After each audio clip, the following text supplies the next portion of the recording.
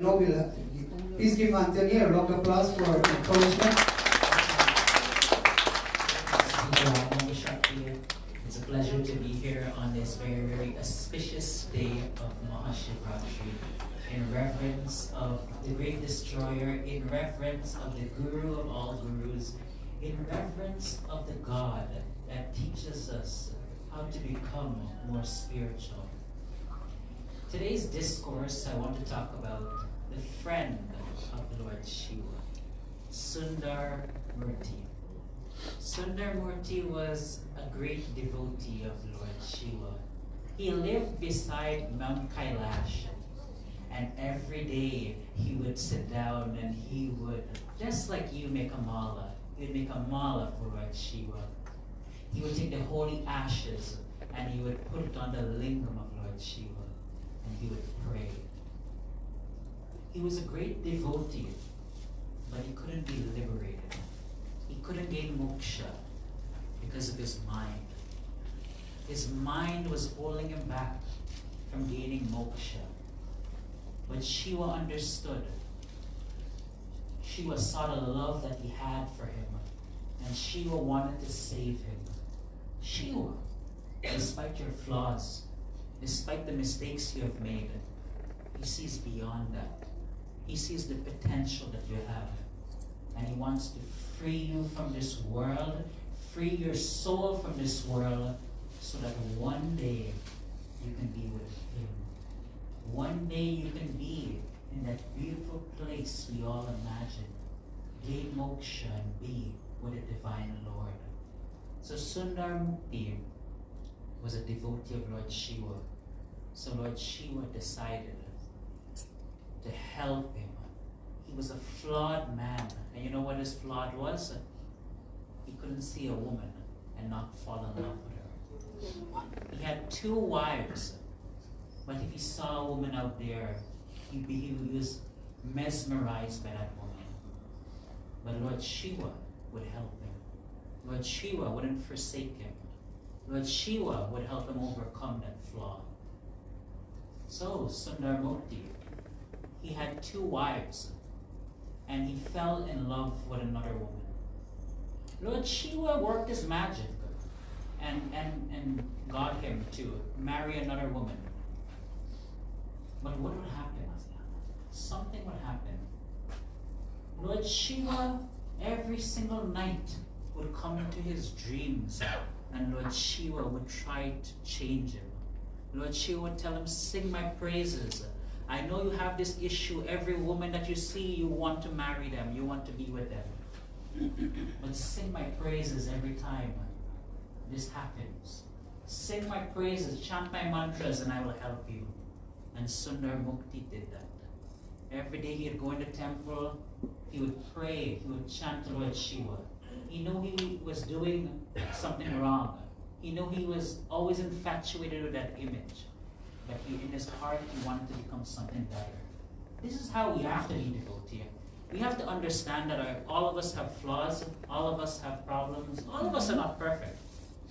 But if you understand what's wrong with you, and you have that willingness to change, the great divine Lord, Lord Shiva, can help you. So 𝙎𝙗𝙞𝙬𝙤, every single day he would chant to Lord Shiva, he would pray to Lord Shiva, and Lord Shiva would do something. Every single day that he prayed, Lord Shiva got rid of his flaw.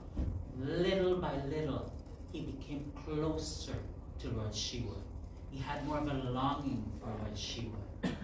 And one day, something happened that would change him forever.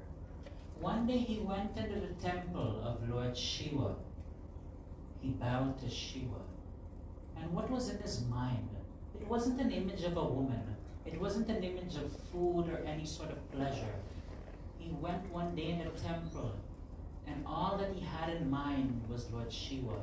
He remembered the days when he used to be beside Mount Kailash, and he would pray to Shiva, the joy that he had. He remembers when he used to take holy ash and put it on Shiva. And in that moment of time, after years and years of worshipping, going through all his flaws, in that moment of time, his flaw disappeared. The only thing he ever wanted, the only thing he longed for was to be with the divine Lord Shiva.